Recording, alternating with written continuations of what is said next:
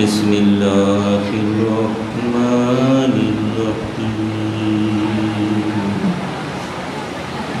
قال رب اشرح لي صدري ويسر لي أمري واحلل عقدة من لساني يفقهوا قولي واجعل لي وزيرا من أمري هارون اشدد به أزري وأشركه في أمري كي نسبحك كثيرا ونذكرك كثيرا إنك كنت بنا بصيرا صدق الله العظيم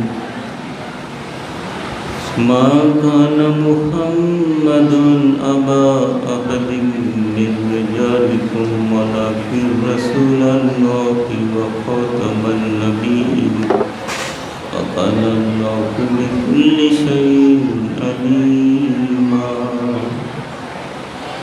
إن الله وملائكته يصلون على النبي يا أيها الذين آمنوا صلوا عليه وسلموا تسليما اللهم صل على سيدنا مولانا محمد وعلى آل سيدنا مولانا محمد اللهم صل على سيدنا مولانا محمد وعلى آل سيدنا مولانا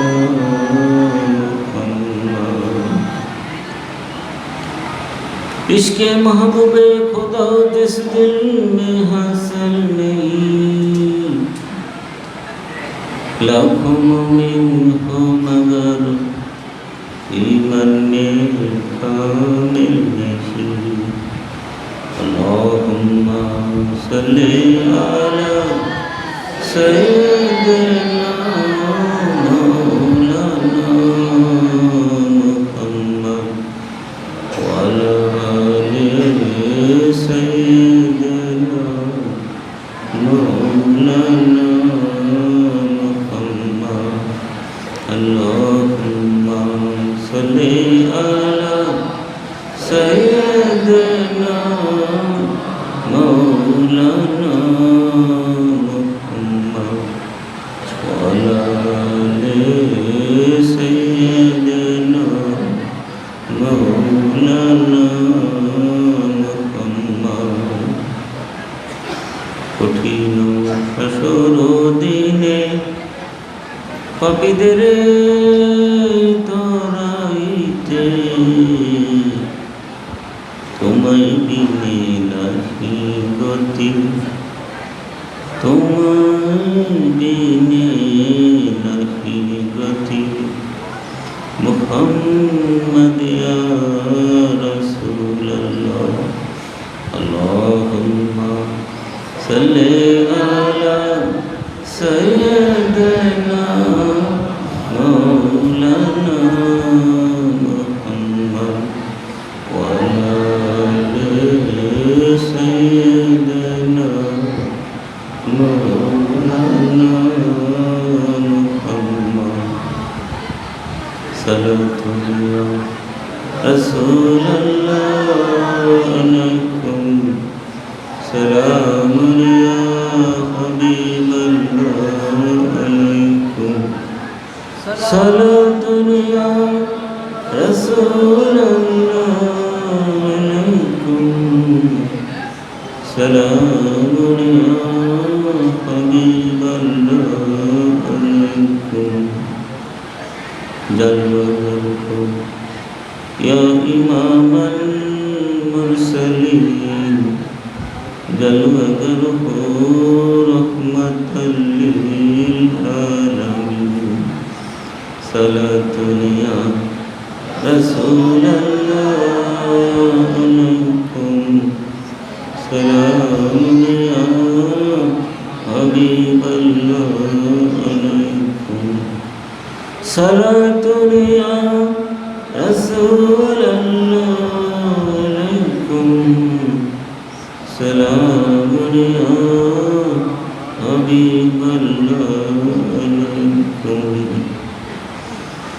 صلى الله على محمد صلى الله عليه وسلم صلى الله على محمد صلى الله عليه وسلم ساتي الشجر نطق الحجر شق القمر بإشارته صلى الله على محمد صلى الله عليه وسلم صلى الله على محمد صلى الله عليه وسلم بلغ العلا بكماله كشف الدجى بجماله حسنت جميع خصاله صلوا عليه وعليه بلغ العلا بكماله كشف الدجى بجماله حسنت جميع خصاله صلوا عليه وآله الحمد لله سبحان الله بحمده سبحان الله العظيم اللهم صل على محمد وعلى آل محمد বারিক ওয়াসাল্লাম। সমস্ত প্রশংসা প্রশস্তি যাবতীয় প্রকারের গৌরব সর্বময় ক্ষমতা সবই আমাদের প্রভু প্রতিপালক আল্লাহ পাকের জন্য, যিনি আমাদেরকে অতি অনুগ্রহ করে সৃষ্টি করেছেন, অত্যন্ত দয়া করে আমাদেরকে প্রতিপালন করছেন প্রতিনিয়ত সর্বোত্তমভাবে। সেই মহান প্রভু প্রতিপালকের প্রতি কৃতজ্ঞতা জানায় আলহামদুলিল্লাহ।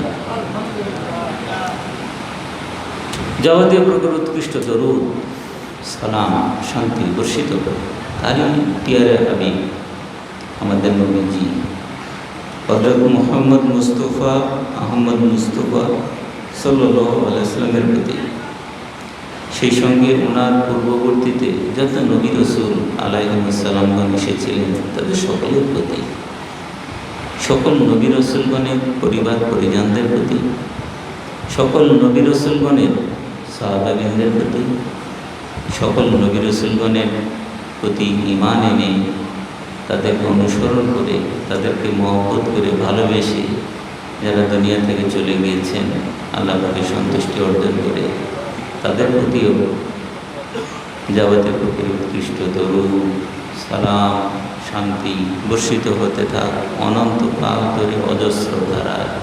বলুন আল্লাহুম্মা আমিন। আলহামদুলিল্লাহ, আমরা সকলে আল্লাহ পাকের বান্দা, বন্দেগী করাটাই আমাদের মূল কাজ। এই বন্দেগীটা এমনভাবে করতে হবে যেন যার উদ্দেশ্যে যার জন্য আমাদের এই বন্দেগী তিনি যেন খুশি হন, রাজি হন। এটাই কিন্তু আমাদের মূল মকসুদ। আমরা যদি আমাদের কালেমার প্রতি দেখি, লা ইলাহা ইল্লাল্লাহু মুহাম্মাদুর রাসূলুল্লাহ,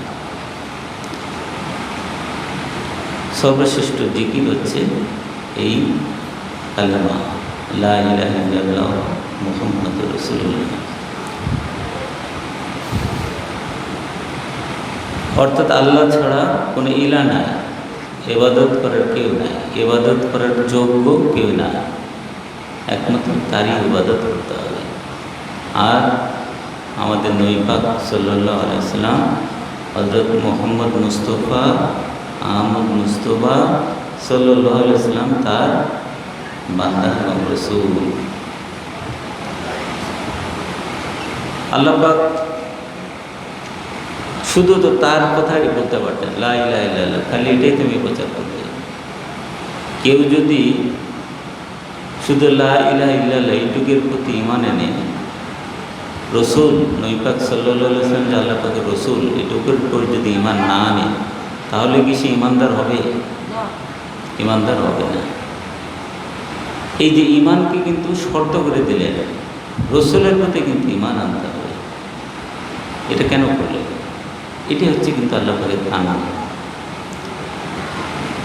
নবী পাক সাল্লাল্লাহু আলাইহি ওয়াসাল্লামের প্রতি কিন্তু ঈমান আনতে হবে, তাকে মহব্বত করতে হবে, ভালোবাসতে হবে, তার অনুসরণ করতে হবে। শুধু কি নবী পাক সাল্লাল্লাহু আলাইহি ওয়াসাল্লামের প্রতি ঈমান আনতে হবে?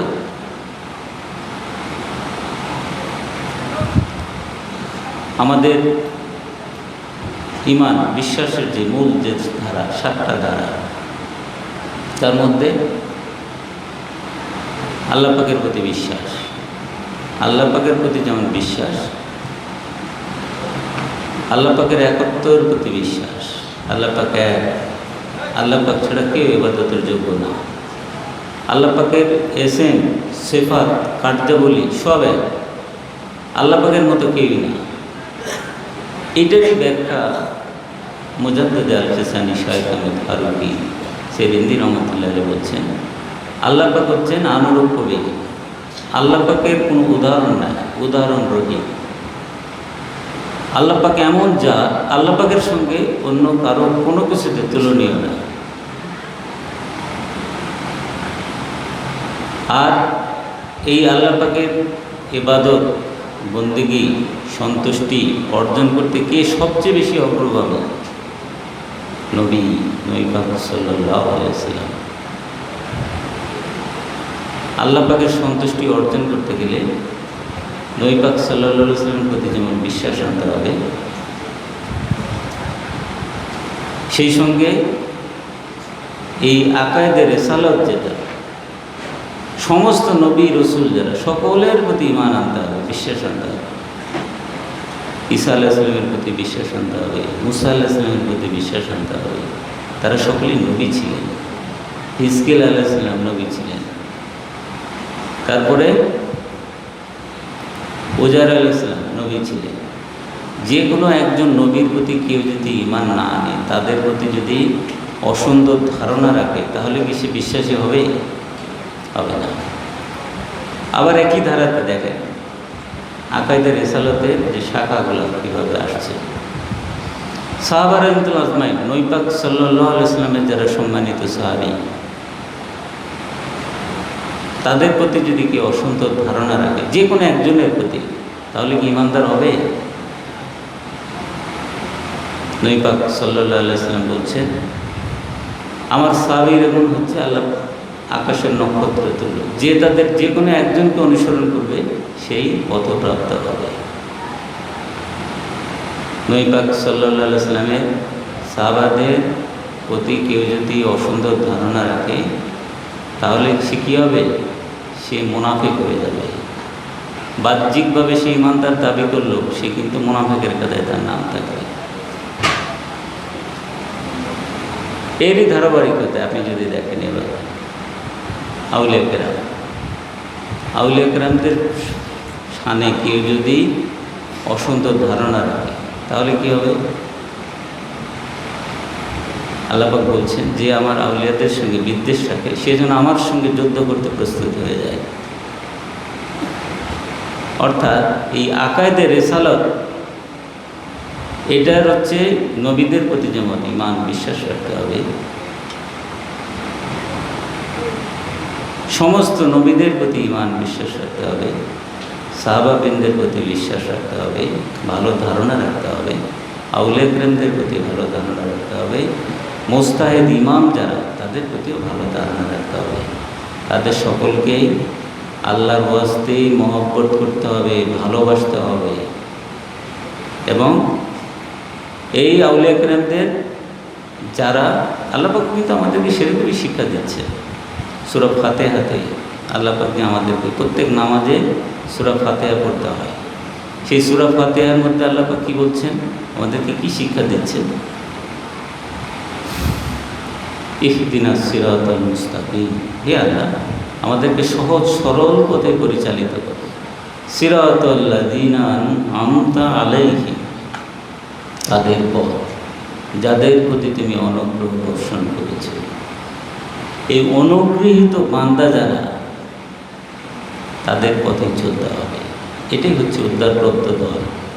তাদের প্রতি ভালো ধারণা রাখতে হবে, তাদেরকে মহব্বত করতে হবে, ভালোবাসতে হবে। তাদেরকে অনুসরণ করেই আল্লাহ পাকের প্রিয়ত্ব, সন্তুষ্টি অর্জন করতে হবে। যদি তাদেরকে ছাড়া ঈমানের পূর্ণতা অর্জন করা যেত, তাহলে এই কিতাব পড়ে কিন্তু সব কিছু হতো। এটা কি হয়? কিতাব থাকে, কিন্তু এই কিতাবের নূর যদি সেই সঙ্গী না হয়, তাহলে মানুষ কিন্তু আল্লাহ পাকের সন্তুষ্টি প্রিয়ত্ব অর্জন করতে পারে না।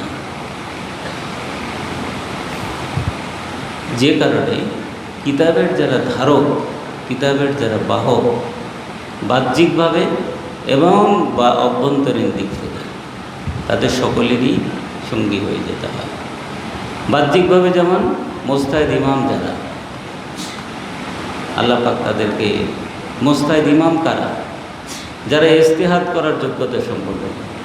এটা হলো আল্লাহ পাকের তরফ থেকে বিশাল একটা জ্ঞানের একটা ফোয়ারা তাদেরকে দান করা হয়। একজন ব্যক্তি যখন বাহ্যিকভাবে অনেক এলেম যখন আল্লাহ অর্জন করেন, পরবর্তীতে আল্লাহ পাকের পক্ষ থেকে এলেমের একটা ধারা তাকে দিয়ে দেওয়া হয়, তার অন্তরে দিয়ে দেওয়া হয়। তখনই সে নিজস্ব ইজতিহাদ করার একটা যোগ্যতা লাভ করে। এবং এই যোগ্যতা যখন কেউ অর্জন করে, তখন অন্যের অনুসরণ করার থেকে নিজস্ব ইজতিহাদ অনুযায়ী চলাটাই তার জন্য জরুরি হয়ে যায়।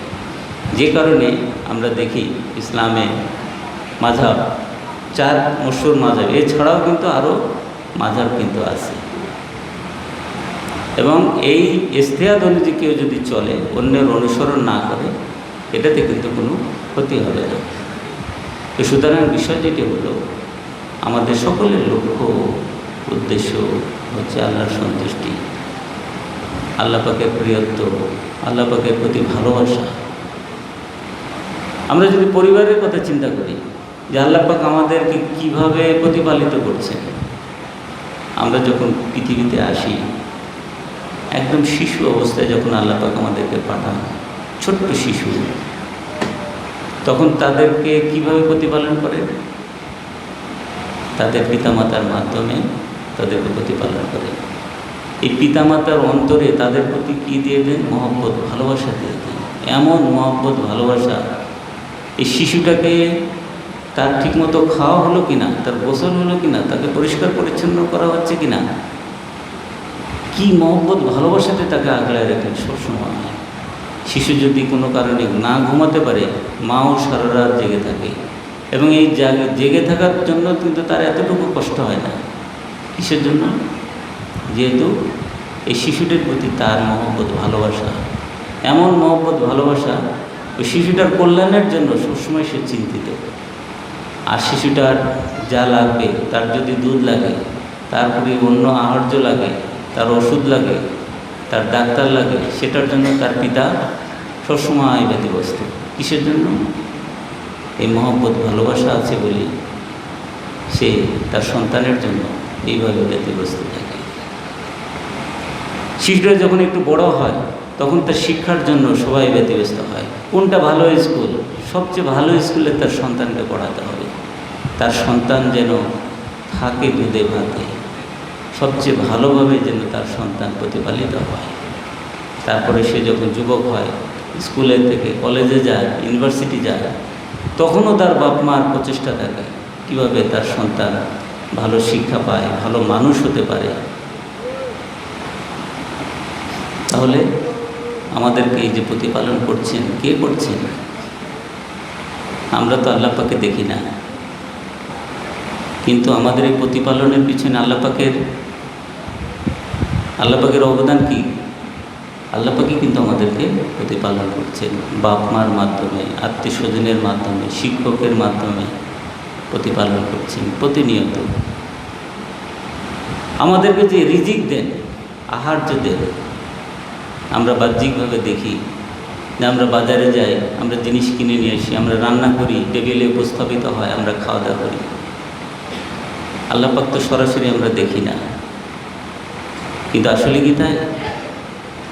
এই যে খাবার উৎপাদন হয়, আল্লাহ পাক বলছেন এই যে তোমার খাবার যে শস্য উৎপাদন হয় এমনি এমনি, এটা আল্লাহ পাক উৎপাদন করেন।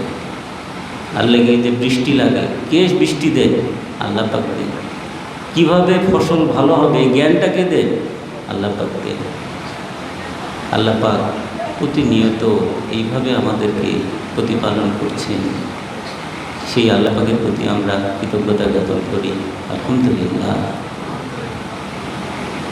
যেখানে এই ভালোবেসে আল্লাহ পাক আমাদেরকে এইরকমভাবে প্রতিনিয়ত প্রতিপালন করছে, সেই আল্লাহ পাকের সঙ্গে আমাদের ভালোবাসার সম্পর্ক স্থাপন করতে হবে না?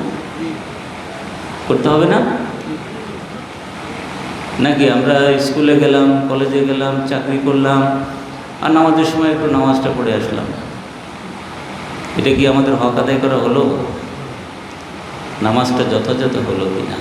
নবী পাক সাল্লাল্লাহু আলাইহি ওয়াসাল্লামের মতো হলো কিনা? সাহাবাবিনদের প্রতি হলো কিনা? আউলিয়া কিরামদের মতো হলো কিনা? ওটা তো দেখতে হবে। তো নামাজ পড়লাম, কিন্তু নামাজে আমাদের যদি মন না থাকে, নবী পাক সাল্লাল্লাহু আলাইহি ওয়াসাল্লাম বলছেন লা সালাতা ইল্লা বিহুজুরিল কালব, একাগ্র চিত্ততা ছাড়া নামাজ নাই। কোরআনুল কারীমে আল্লাহ পাক বলছেন আকিমিস সালাত আলি যিকরি, কাকে বলছেন? মুসা আলাইহিস সালামকে বলছেন। সূরা তোহার মধ্যে যখন নবী মুসা আলাইহিস সালামকে নবুয়ত দান করলেন, বললেন নামাজ পড়ো আমার স্মরণে, আকিমিস সালাত আলি যিকরি, একাগ্র চিত্তে আল্লাহ পাকের স্মরণে নামাজ পড়তে হবে। আল্লাহ পাকের সঙ্গে আমাদের ভালোবাসার সম্পর্ক স্থাপন করতে হবে। কেন ভালোবাসার সম্পর্ক স্থাপন করতে হবে? আল্লাহ পাকের সঙ্গে ভালোবাসার সম্পর্ক যতক্ষণ না হবে, ততক্ষণ এই যে উদ্দেশ্যে দুনিয়াতে আসা, কি উদ্দেশ্যে দুনিয়াতে আসা? কেউ জজ হবে, ব্যারিস্টার হবে, বড় পুলিশ কর্মকর্তা হবে, সচিব হবে, মন্ত্রী হবে, এমপি হবে, এই জন্য? নাকি আল্লাহর সন্তুষ্টির জন্য? আল্লাহ পাকের প্রিয়ত্ব লাভের জন্য, আল্লাহ পাকের সন্তুষ্টি অর্জনের জন্য? আল্লাহর সন্তুষ্টি হচ্ছে সবচেয়ে বড়, এর থেকে বড়র কিছু আছে? আল্লাহ পাক কোরআনুল কারীমে বলছেন ওয়া রিদওয়ানু মিনাল্লাহি আকবার, আল্লাহ পাকের সন্তুষ্টি হচ্ছে সবচেয়ে বড়। আল্লাহ পাকের সন্তুষ্টি লাভ করতে গেলে আল্লাহ পাকের সঙ্গে ভালোবাসার সম্পর্ক স্থাপন করতে হবে। আর ভালোবাসা কোথায় থাকে? কোথায় থাকে? অন্তরে থাকে, কলবে থাকে। আরবিতে বলে কল, বাংলাতে বলে হচ্ছে অন্তর। যেখানে আল্লাহ পাকের ভালোবাসা থাকবে, সেই জায়গাটা যদি পরিষ্কার হয় না হয়, বিশুদ্ধ না হয়, পবিত্র না হয়, সেখানে ভালোবাসা থাকবে? সবচেয়ে মূল্যবান সম্পদ কি? এই ভালোবাসা। কার সঙ্গে ভালোবাসা? আল্লাহ পাকের সঙ্গে ভালোবাসা। আল্লাহ পাকের সঙ্গে ভালোবাসতে গেলে ফল পরিষ্কার করতে হবে, পরিশুদ্ধ করতে হবে, পবিত্র করতে হবে। আর কিভাবে হবে পরিষ্কার, পরিশুদ্ধ, পবিত্রতা? নবী পাক সাল্লাল্লাহু আলাইহি ওয়াসাল্লাম বলছেন লিকুল্লি শাইইন সাকালাতুন ওয়া সাকালাতুন কুলুবি যিকরুল্লাহ। প্রত্যেক জিনিস পরিষ্কার করার একটা যন্ত্র বা রেত আছে। কল পরিষ্কার করার যন্ত্র বা রেত হচ্ছে আল্লাহর জিকির। আল্লাহ পাকের জিকির করতে হবে। আল্লাহ পাক কি বলছেন কোরআনুল কারীমে? ইয়া আইয়ুহাল্লাযীনা আমানু যকুরুল্লাহা যিকরান কাসীরা, বেশি বেশি করে জিকির করো। মুমিনদেরকে বলছেন বেশি বেশি করে জিকির করো। কেন?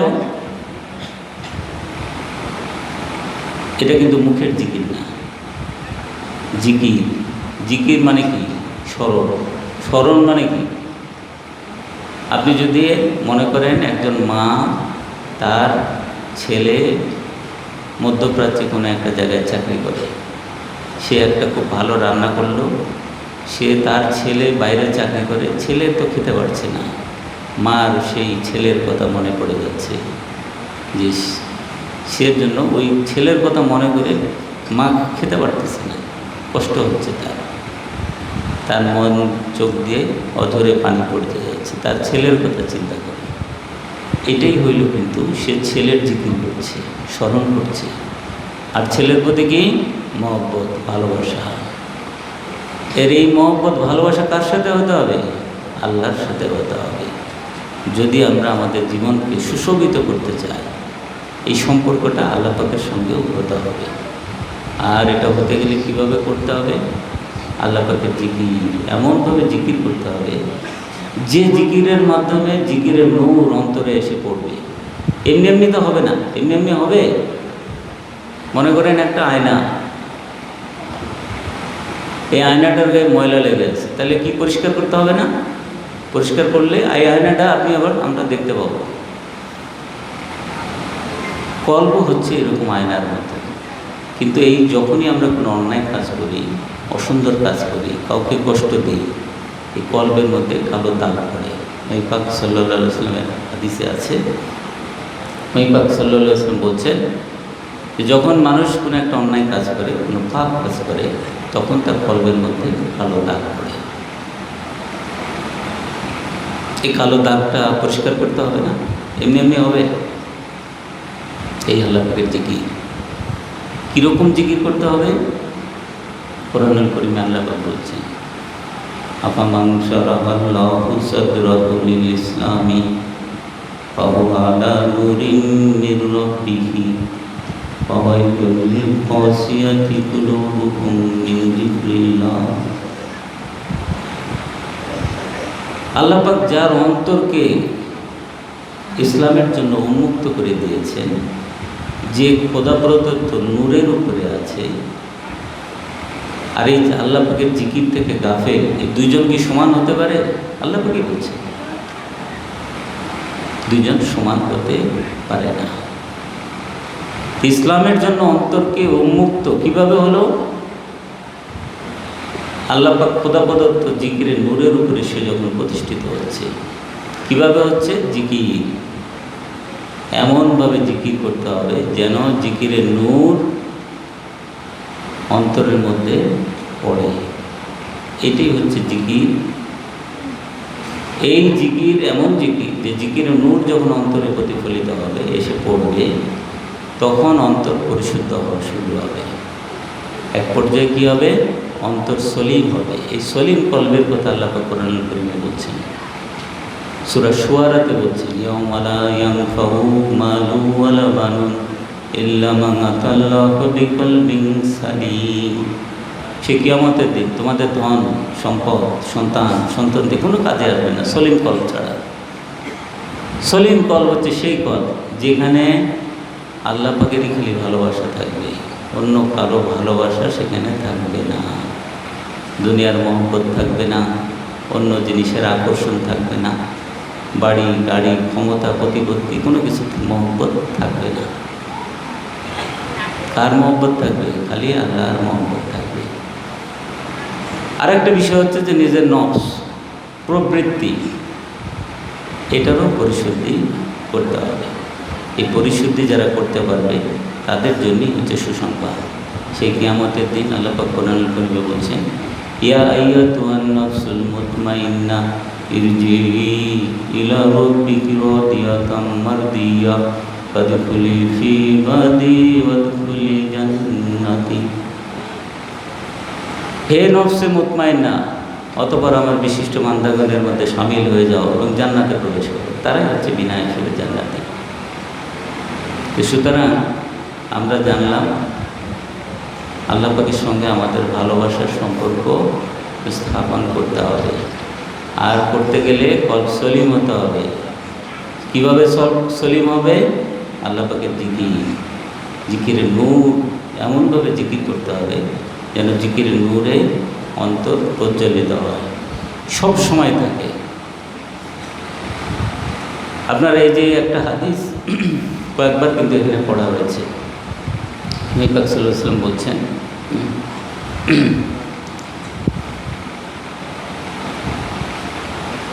শয়তান বনি আদমের কলবের মধ্যে সাটুকরে বসে থাকে। আর শয়তানু জাসিম ও নালা কলবি ইবনে আদমা ফাইজা জাকার আল্লাহ খানাসা ওয়াইজা কাফালা ওয়াসওয়াসা। শয়তান বনি আদমের কলবের মধ্যে হাঁটুগড়ে বসে থাকে। যে কলবে আল্লাহের জিকির থাকে, স্মরণ থাকে, সেখানে বসে থাকতে পারে না। আবার যখন জিকির থেকে গাফেল হয় তখন আবার বসে। তাহলে কীরকম জিকির? ওই যে জিকিরের নূর, যেটা শয়তান সহ্য করতে পারে না। তাহলে জিকিরটা এরকম হতে হবে যেন জিকিরের নূর অন্তরে এসে প্রজ্বলিত হয় এবং এটা সবসময় জারি থাকে। এই অবস্থাটা অর্জন করা, এটা মনে হচ্ছে খুবই কঠিন, কিন্তু আল্লাহ পাক যখন সহজ করে দেন কোনো কাজ, কঠিন কাজও তখন সহজ হয়ে যায়। আর এটার জন্যই হচ্ছে এই কলবি এলেম, এটার জন্যই হচ্ছে তরিকা, এটার জন্যই হচ্ছে আউলিয়া কেরামদের যে প্রচেষ্টা। হযরত আব্দুল কাদের জিলানী রহমতুল্লাহ আলাইহ, খাজা মঈনুদ্দিন চিশতি আজমেরি রহমতুল্লাহ আলাইহ, হযরত খাজা বাহাউদ্দিন নকশবন্দ বুখারী রহমতুল্লাহ আলাইহ, হযরত খাজা বাকি বিল্লাহ নকশবন্দি রহমতুল্লাহ আলাইহ, মুজাদ্দিদ আল-ফিসানি শাইখ আহমেদ ফারুকি সেরেন্দি রহমতুল্লাহ আলাইহ, সবাই হচ্ছে এই তরিকার বিষয়ে সবাই হচ্ছেন আল্লাহ পাকের অত্যন্ত প্রিয় ভাজন। তাদের ওসিলায় এত ব্যাপকভাবে দিনের যে খেদমত হয়েছে। আজকে দেখেন বাংলাদেশে কিন্তু অনেক মাদ্রাসা, অনেক মসজিদ, অনেক আলেম ওলামা বেরোচ্ছে। খাজা মঈনুদ্দিন চিশতি আজমেরি রহমতুল্লাহ আলাইহ যখন এই দেশে ইসলাম প্রচারের দাওয়াত নিয়ে আসেন, তখন কি ওই অবস্থা ছিল? ছিল এরকম অবস্থা? ছিল না। এই যে নবী পাক সাল্লাল্লাহু আলাইহি ওয়াসাল্লামের নির্দেশে উনি এই দেশে ইসলাম প্রচার করতে আসলেন, পৃথ্বীরাজের সঙ্গে ওনার কি হলো? এত সহজে করতে পারছিলেন? ওই ঘটনা আপনারা জানেন? আনা সাগর, আপনারা যারা আজমির শরীফে গিয়েছেন, আনা সাগর বিশাল বড় লেক। তো উনি ওনার সঙ্গে ওনার যারা তো ওদেরকে আনা সাগরের পানি নিতে দিবে না। আনা সাগর যখন মুসলিম, এরা আনা সাগরের পানি স্পর্শ করলে এটা পানি অপবিত্র হয়ে যাবে। এখন পৃথ্বীরাজের লোকজন বলল, তোমরা এই পানি নিতে পারবে না। খাজা মঈনুদ্দিন চিশতি আজমেরি রহমতুল্লাহ ওনার একজন খাদেমকে বললেন, এক ঘটি পানি নিয়ে আসো ওখান থেকে। পানি নিয়ে আসলো, এরপরে আনা সাগর একদম পানি শুকিয়ে গেল। তারপরে পৃথ্বীরাজের মা পৃথ্বীরাজকে বলল, তুমি সেই ফকিরের কাছে যে ক্ষমা চাও।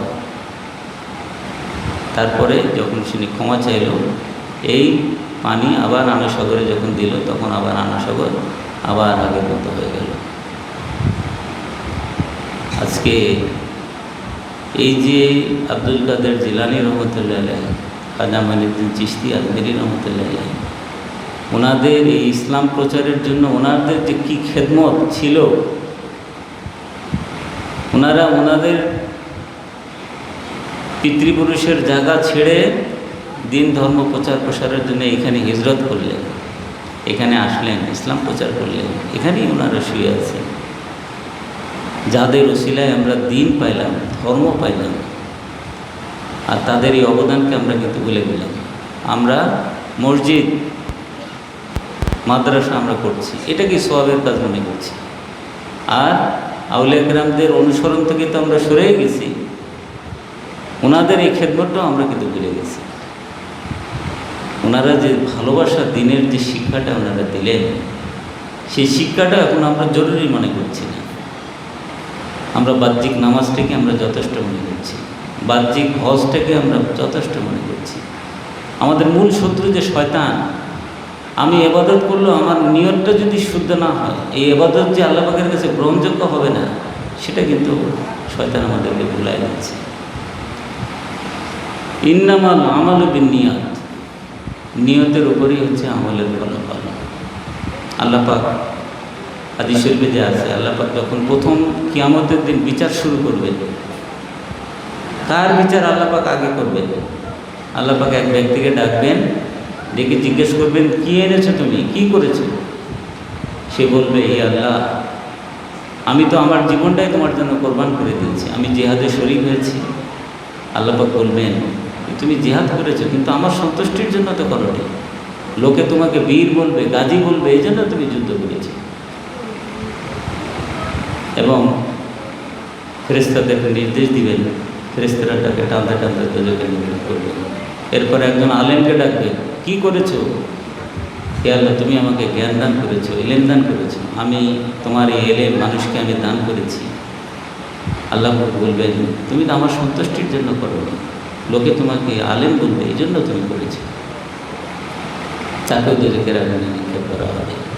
এরপরে একজন তানবীরকে ডাকবে, আল্লাহ পাক জিজ্ঞেস করবেন, কি করেছো? সে বলবে, ইয়া আল্লাহ, আমি তো তুমি আমাকে সম্পদ দান করেছি, এখান থেকে আমি দান করেছি। আল্লাহ পাক বলবেন, এটা তুমি তো আমার সন্তুষ্টির জন্য করো। ফেরেশতাদেরকে নির্দেশ দিবেন, তাকেও তো যোগের আগুনে নিক্ষেপ করা হবে। আমরা দেখি আমাদের শরীয়তে এর থেকেও কিন্তু অনেক বড় বড় পাপ আছে, কিন্তু এদের বিচার আল্লাহ পাক আগে করছেন। নিয়ত শুদ্ধ না হলে আমল আল্লাহ পাকের কাছে গ্রহণযোগ্য হচ্ছে না। আমরা এটাই হাদিস শরীফের যে শিক্ষা,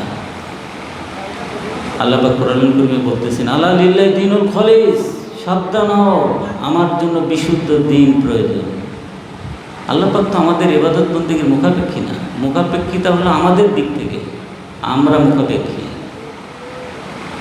সমস্ত পৃথিবীর মানুষ যদি একযোগ ইবাদত করে, আল্লাহ পাকের মর্যাদা এতটুকু বাড়ে না।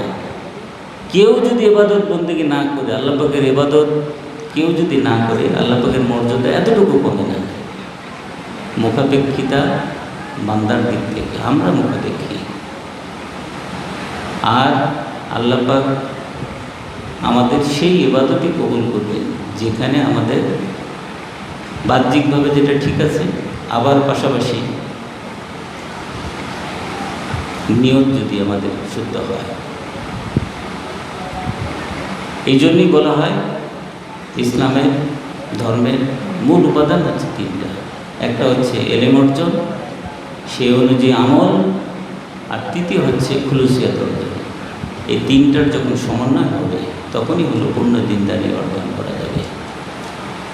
তো সুতরাং আমরা দেখি আজকে এই আউলিয়া কেরামদের অনুসরণ থেকে কীভাবে সরে যাচ্ছে লোকজন, এটা আমাদের খুবই কষ্টের বিষয়। আজকে এখানে একটি মাদ্রাসা প্রতিষ্ঠিত হয়েছে, হাফেজি মাদ্রাসা প্রতিষ্ঠিত হয়েছে। পাশাপাশি নবী পাক সাল্লাল্লাহু আলাইহি ওয়াসাল্লামের অনুসরণই হচ্ছে মূল। নবী পাক সাল্লাল্লাহু আলাইহি ওয়াসাল্লামের অনুসরণ কি? দুইটা অনুসরণ, বাহ্যিক অনুসরণও যেমন করতে হবে, অভ্যন্তরীণ অনুসরণও করতে হবে।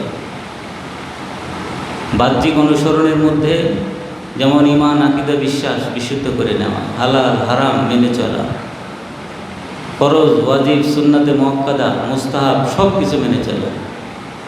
আর অভ্যন্তরীণ অনুসরণ, কলবের পরিশুদ্ধি, পবিত্রতা, নফসের পরিশুদ্ধি, পবিত্রতা, আল্লাহ পাকের জিকির, জিকিরের নূরের মধ্যে সবসময় প্রতিষ্ঠিত হয়ে যাওয়া।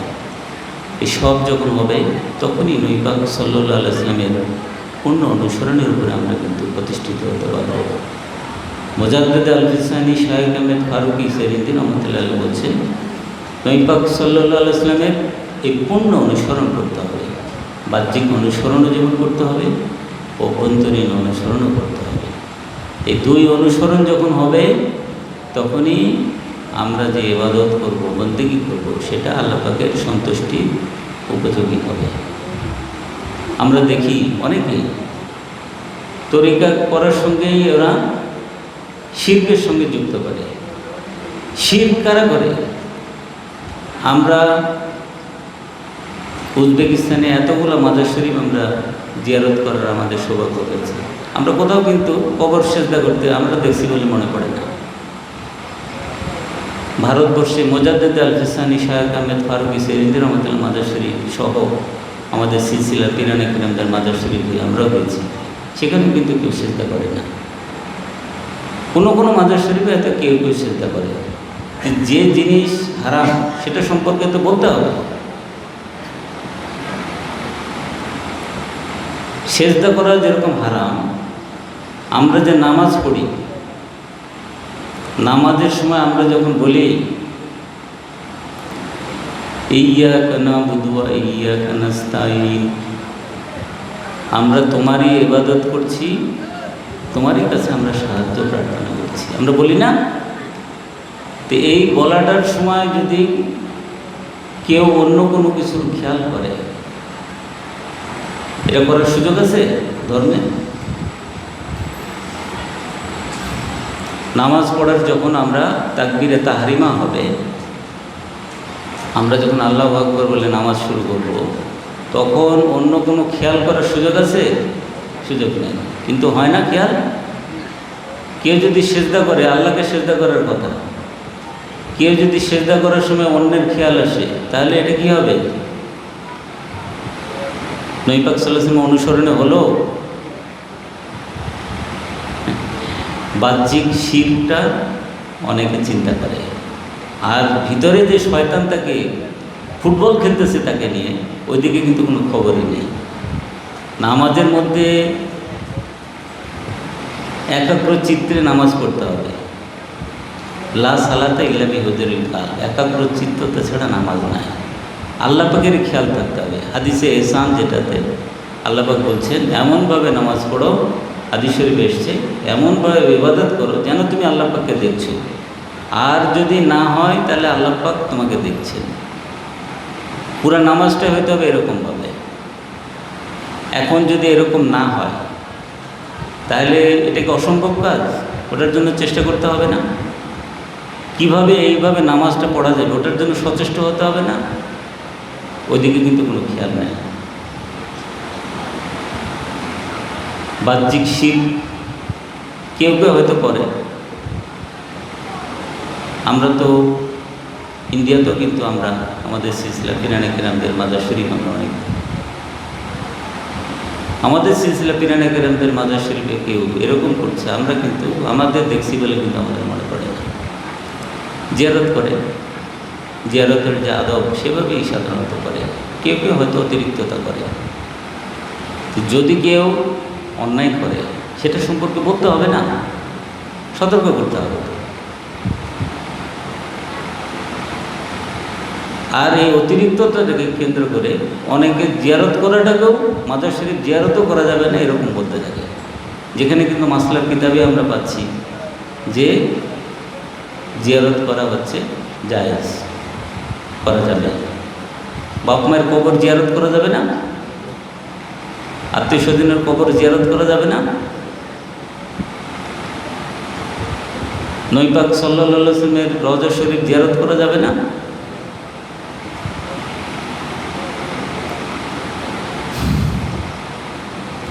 যাই হোক, মূল বিষয় হচ্ছে যে আল্লাহ পাকের সন্তুষ্টি অর্জনই হচ্ছে আমাদের মূল লক্ষ্য। আর এই পথের শত্রুতা হচ্ছে আমাদের শয়তানের সঙ্গে, নিজের নফসের সঙ্গে। আমরা নিজের ভিতরে যে শয়তান, নিজের ভিতরে যে শত্রু, এদের থেকে কিন্তু দৃষ্টি শয়তানই সরায় দেয়, অন্যদিকে কিন্তু শয়তান নজরকে দিয়ে দেয়। এখান থেকে নিজেকে হেফাজত করা শিখতে হবে, শয়তান থেকে মুক্ত হতে হবে। এটা আল্লাহ পাক কোরআন কারীমে বলছেন, শয়তান হচ্ছে তোমাদের প্রকাশ্য শত্রু, তাদের অনুসরণ করো। ওয়ালা তাত্তাবিউ খুতুওয়াতি শয়তান ইন্নাহু লাকুম আদুউম মুবিন, তার অনুসরণ করো না, সে হচ্ছে তোমাদের প্রকাশ্য শত্রু। তো শয়তান কীভাবে শত্রুতা করে এটা সম্পর্কে তো জানতে হবে। আর এটার জন্যই হচ্ছে এই জিকিরের আমল, এমনভাবে জিকির যে জিকিরের নূর অন্তরে প্রজ্বলিত হবে, প্রজ্বলিত থাকবে সব সময়ের জন্য। এইভাবে জিকির করতে হবে। আর এটার জন্যই হচ্ছে কলবি ইলম, আর এটার জন্যই হচ্ছে খাস মুজাদ্দিদের তরিকা, যে তরিকাতে এই বিষয়গুলি সহজে অর্জন করা যায়। তো সুতরাং যে বিষয়টি বলছিলাম সেটা হচ্ছে যে এখানে একটি মাদ্রাসা প্রতিষ্ঠিত হয়েছে। যারা এই মাদ্রাসা প্রতিষ্ঠিত এবং পরিচালনা করছেন, আল্লাহ পাক তাদের এই খেদমতকে কবুল করুন, বলুন আল্লাহুম্মা আমিন। এবং এই মাদ্রাসা যেন ভবিষ্যতে আল্লাহ পাক জারি রাখেন, সহজ করে দেন পরিচালনা, এবং এই খেদমতটা আল্লাহ পাক যেন কবুল করেন, বলুন আল্লাহুম্মা আমিন।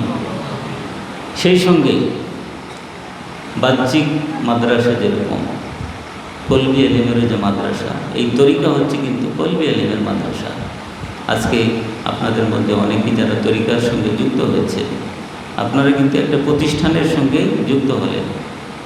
এখানে আপনাদেরকে কলবের সবক দেওয়া হলো, জিকিরের সবক কিন্তু দেওয়া হলো।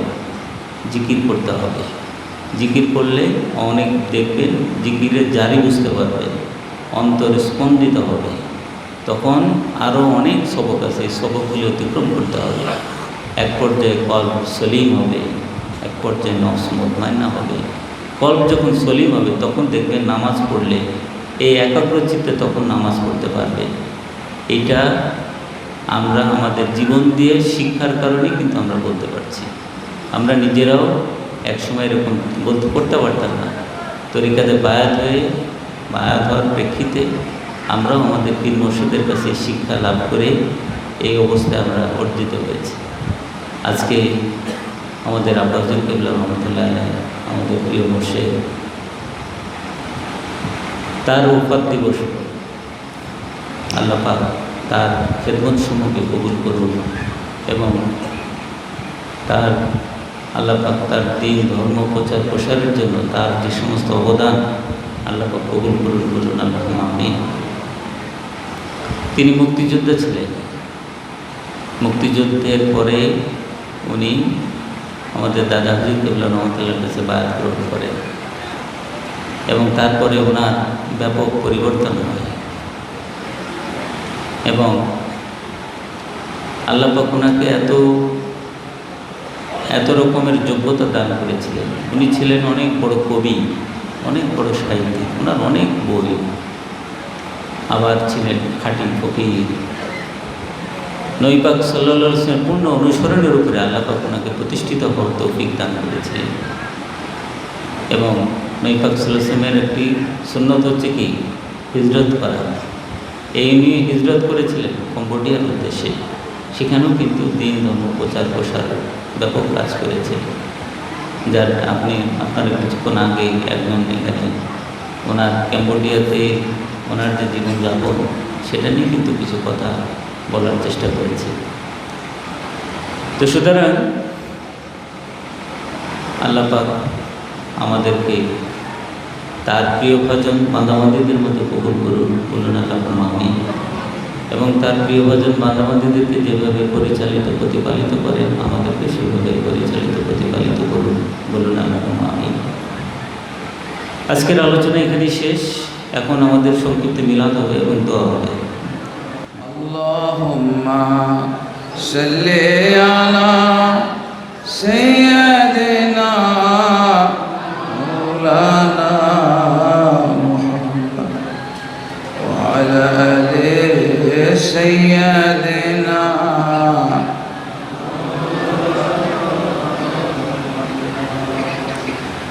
কতই দরুদ পড়ি গো নবীজি, মনের শান্তি মেঠে না। দেখব যদি একবার দুই নয়নে, ইহাই মনের বাসনা। আল্লাহুম্মা সাল্লি আলা সাইয়্যিদিনা ওয়া আলা আলি সাইয়্যিদিনা। সালাতুন ইয়া রাসূলুল্লাহ আলাইকুম, সালামুন ইয়া হাবিবাল্লাহ, সালাতুন ইয়া রাসূলুল্লাহ سلام يا حبيب الله عليكم. بسم الله الرحمن الرحيم. لقد جاءكم رسول من أنفسكم عزيز عليه ما عنتم حريص عليكم بالمؤمنين رؤوف رحيم.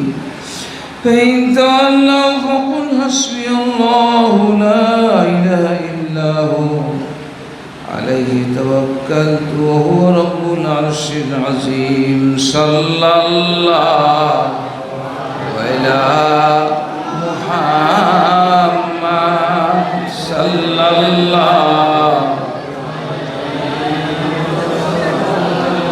صلى الله على محمد صلى الله يا نبي سلام عليك يا رسول سلام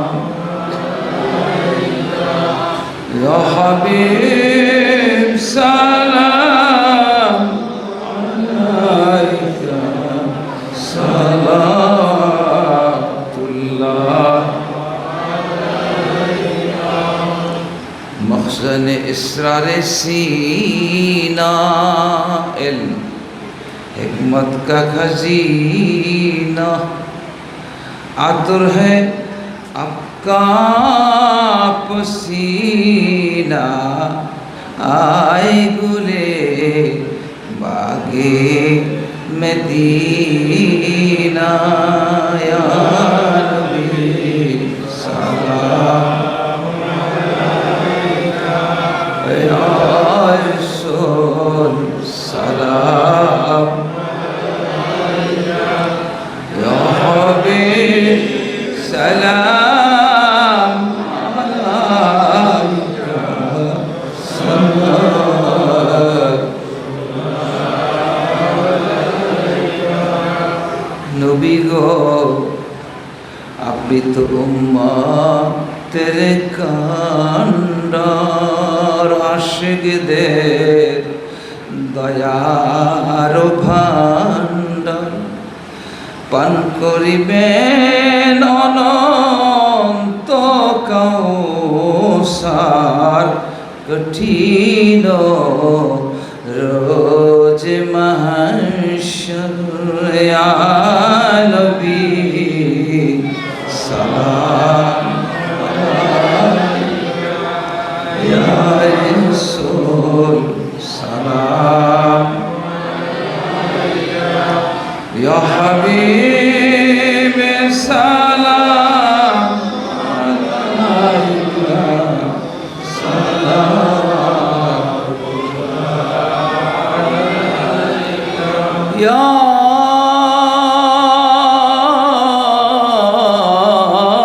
رسول الله ويا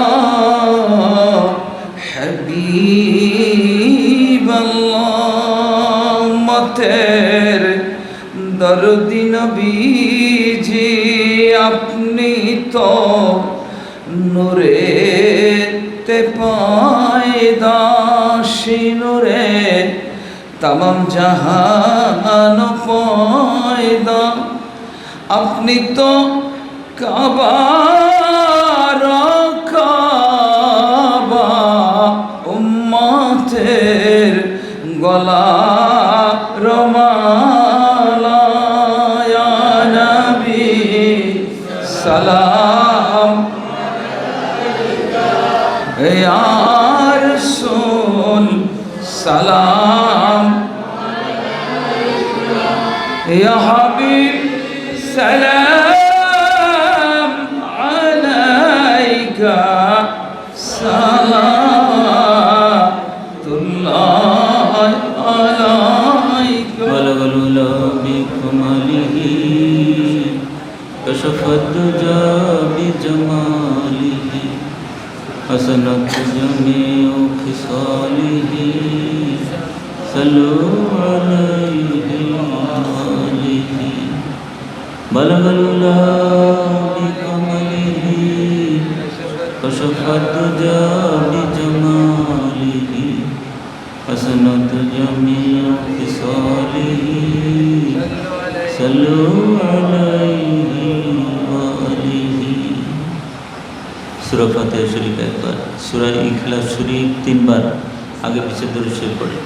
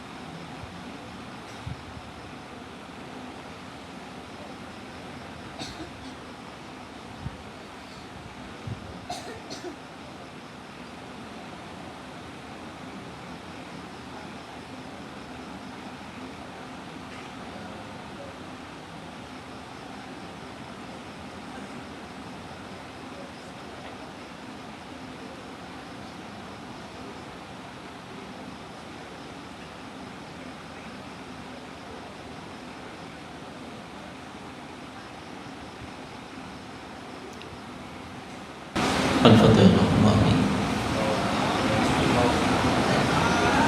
ربنا ظلمنا أنفسنا وإن لم تغفر لنا وترحمنا لنكونن من الخاسرين. ربنا ظلمنا أنفسنا وإن لم تغفر لنا وترحمنا لنكونن من الخاسرين. ربنا آتنا في الدنيا حسنة وفي الآخرة حسنة وقنا عذاب النار.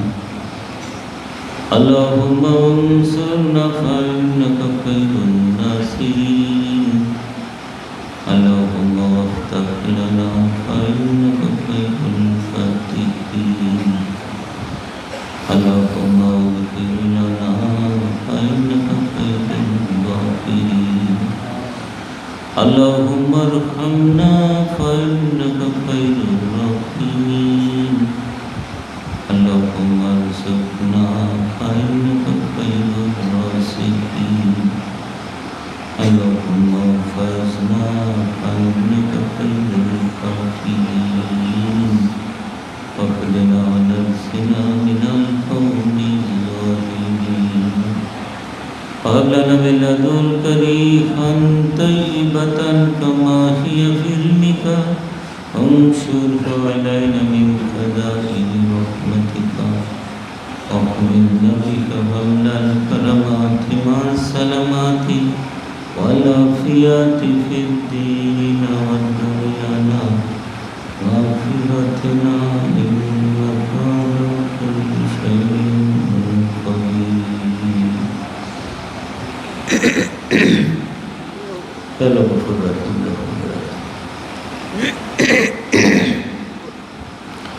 يا غفور رحيم রহমান রহিম। হে আমাদের প্রভু, আমাদের প্রতিপালক, হে আমাদের পরওয়ারদিগার, আমরা তোমার কতিপয় গুনাহগার বান্দাবান্দি তোমার মহান দরবারে হাত দিয়েছি মাবুদ। তুমি আমাদেরকে ক্ষমা করে দাও মাবুদ, ক্ষমা করে দাও। হে আল্লাহ গফুর রহিম রহমান রহিম, ক্ষমা করতে তুমি অত্যন্ত ভালোবাসো। তুমি আমাদেরকে পুরোপুরিভাবে ক্ষমা করে দাও। হে আল্লাহ গফুর রহিম রহমান রহিম, আমাদের আজকের এই মাহফিলকে তুমি কবুল করে দাও মাবুদ। আমাদের আজকের এই মাহফিলে যা কিছু দরুদ শরীফ, খতম শরীফ পাঠ করা হয়েছে, কোরআনুল কারীম থেকে তেলাওয়াত করা হয়েছে, আলোচনা করা হয়েছে, যা কিছু তোবারকের আয়োজন করা হয়েছে, সমস্ত আয়োজন উদ্যোগকে তুমি কবুল করে নাও।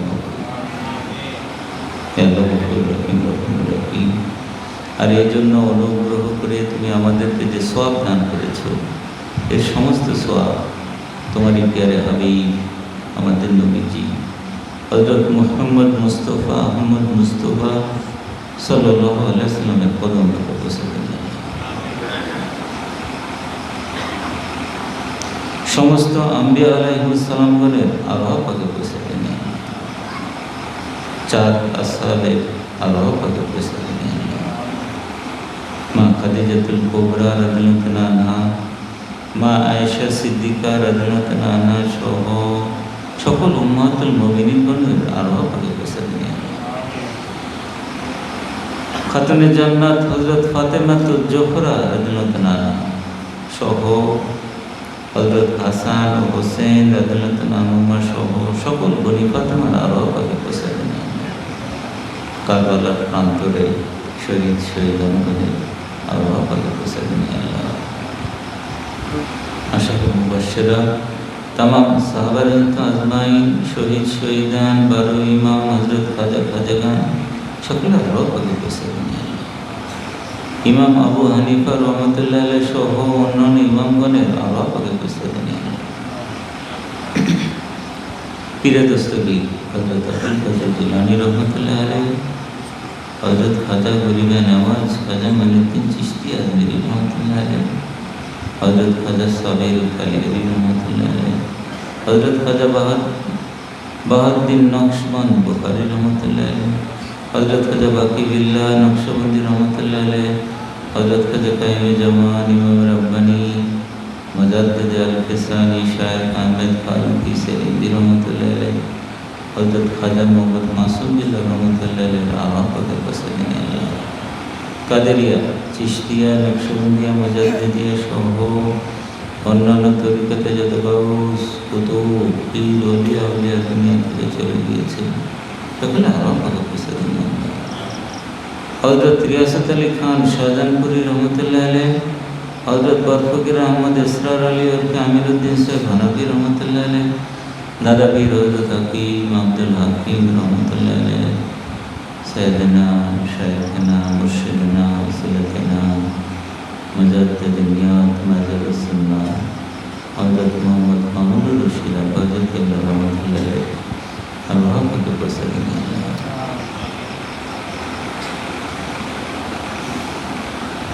আমাদের দাদামণি দাদাবলি আম্মাবলি যারা দুনিয়া থেকে প্রয়াত হয়েছেন তাদেরও আল্লাহ পাকে পৌঁছে দেন।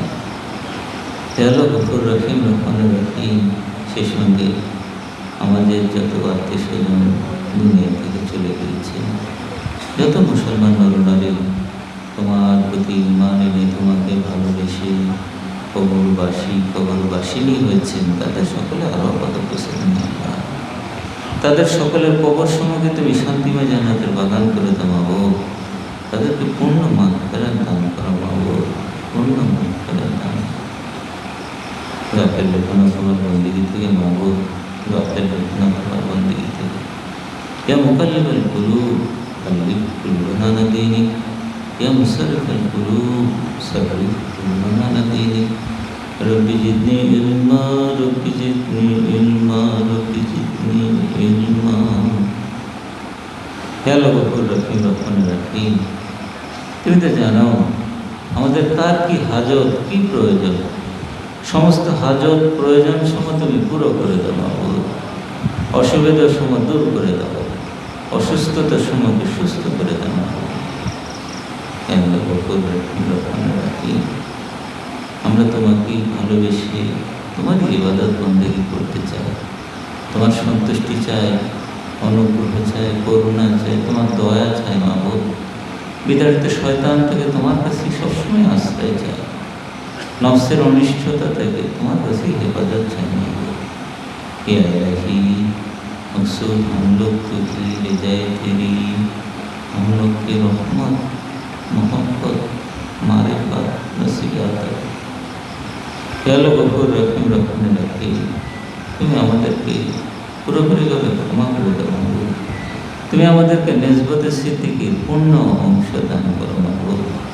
খাস মুজাদ্দিদে তরিকার পূর্ণ আমালে তুমি আমাদেরকে দান করো। হে আল্লাহ গফুর রহিম রহমান রহিম, এই মাদ্রাসাকে তুমি কবুল করে নাও। এই মাদ্রাসার সঙ্গে যারা ছাত্র আছে তাদের জ্ঞানকে তুমি বৃদ্ধি করে দাও, তাদের হেল্প করাকে তুমি সহজ করে দাও মাবুদ। এই মাদ্রাসার সঙ্গে খেদমতে যারা যুক্ত, তাদের এই খেদমতকে তুমি কবুল করে দাও মাবুদ। তাদের প্রতি উত্তম বিনিময় দান করো মাবুদ। এবং ভবিষ্যতেও এই মাদ্রাসা সুষ্ঠুভাবে যাতে পরিচালিত হয়, সেই জন্যে আমরা তোমার কাছে আমরা আবেদন করে নিবেদন করি মাবুদ। তোমার খাস রেজামন্দি, খাস হেফাজত, খাস মদত, খাস কুওয়াত আমাদের পরিচালিত করো না। হ্যালো গফুর রহিম রহমান রহিম, দেশবাসীকে তুমি কবুল করে নাও মাবুদ। ইসলাম হিদায়াতের ফয়েজ জারি করে দাও, খালেস বিশুদ্ধ পূর্ণ দিন কায়েম প্রতিষ্ঠিত করে দাও। হক কায়েম করো, বাতিল তাবা করে দাও। হক প্রতিষ্ঠিত করো, বাতিল ধ্বংস করে দাও মাবুদ। কাদিয়ানি ফিতনা, মওদুদি ফিতনা সহ তাদেরকে, তাদের সহযোগীদেরকে তুমি তাবা ধ্বংস করে দাও মাবুদ। খালেস বিশুদ্ধ পূর্ণ দিন কায়েম প্রতিষ্ঠিত করে দাও। হ্যালো গফুর রহিম রহমান রহিম, সারা বিশ্বব্যাপী তুমি মুসলমানদেরকে তুমি হিদায়াত দান করো মাবুদ। তাদেরকে তুমি হিদায়াত দান করো, খাঁটি তওবা নসিব করো মাবুদ। চীনবাসীকে তুমি হিদায়াত দান করো, কম্বোডিয়াবাসীকে তুমি হিদায়াত দান করো, সিঙ্গাপুরবাসীকে তুমি হিদায়াত দান করো মাবুদ। আমাদের প্রতিবেশী দেশ সমূহের মুসলমান অধিবাসীদেরকে তুমি হিদায়াত দান করো মাবুদ। তাদেরকে তুমি খাঁটি তওবা নসিব করো মাবুদ। আল্লাহ গফুর রহিম রহমান রহিম, আমাদের আবু হাজার কিবলা রহমতুল্লাহ আলাইহ তোমার দিন ধর্ম প্রচার প্রসারের জন্য যে সমস্ত উদ্যোগ গ্রহণ করেছিলেন, এই উদ্যোগ সমূহকে তুমি কবুল করে নাও মাবুদ। এবং এই উদ্যোগ সমূহকে তুমি বরকত দান করো মাবুদ। এবং তুমি তোমার পক্ষ থেকে অতি উত্তম বিনিময় পারিতোষিক দান করো মাবুদ। আমাদেরকে আমাদের আবু হাজার কিবলা রহমতুল্লাহ আলাইহির মত তুমি আমাদেরকে হিজবতে সিদ্দিকীর পূর্ণ অংশ দান করো মাবুদ। খাস মুজাদ্দিদের তরিকার পূর্ণ আমালে তুমি আমাদেরকে দান করো। তুমি আমাদেরকে পারস্পরিক মহব্বত ভালোবাসা দান করো মাবুদ। তুমি আমাদেরকে তোমার পক্ষ থেকে হেদায়েতের উপরে, অনুগ্রহের উপরে, দয়ার উপরে, সত্যের উপরে, সুন্দরের উপরে প্রতিষ্ঠিত করে দাও। তুমি আমাদেরকে তোমার পক্ষ থেকে তোমার খাস রেজামন্দি, খাস হেফাজত, খাস মদত, খাস কুওয়াত অনুযায়ী পরিচালিত প্রতিপালিত করো মাবুদ। ऐ इलाही मकसूद हम लोग तुझी रज़ा तेरी, हम लोग के रहमत मोहब्बत हमारे नसीहत। इलाही वक्त बनी फातिमा,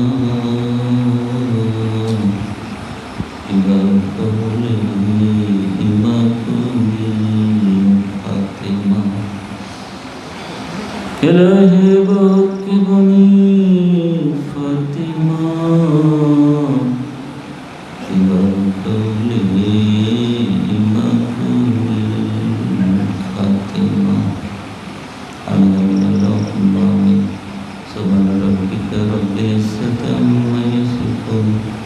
والسلام على المرسلين الحمد لله رب العالمين.